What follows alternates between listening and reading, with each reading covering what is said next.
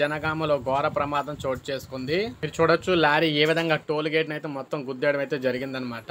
మీరు ఇక్కడ చూడొచ్చు జనగామ జిల్లా రఘునాథపల్లి మండలం పరిధిలోని కోమల్ల టోల్ గేట్ వద్ద లారీ బీభత్సం అయితే సృష్టించిందనమాట. వేగంగా దూసుకొచ్చిన ఈ లారీ అనేది అదుపు తప్పి ఏకంగా టోల్ గేట్ని అయితే బలంగా ఢీకొట్టింది. ఈ క్రమంలో మనం చూసుకున్నట్లయితే ఇందులో భాగంగా ఏకంగా ఈ ప్రమాదం టోల్ గేట్లో క్యాబిన్ అయితే మొత్తం ధ్వంసం అయితే అయిపోయిందనమాట.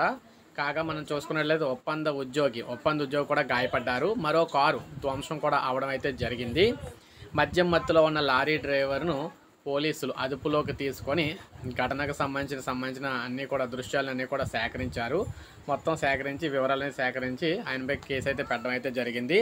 ఈ విధంగా తెలంగాణలో మనకి లారీ అనేది టోల్ గేట్ వద్ద బీభత్సం సృష్టించడం అయితే జరిగిందనమాట.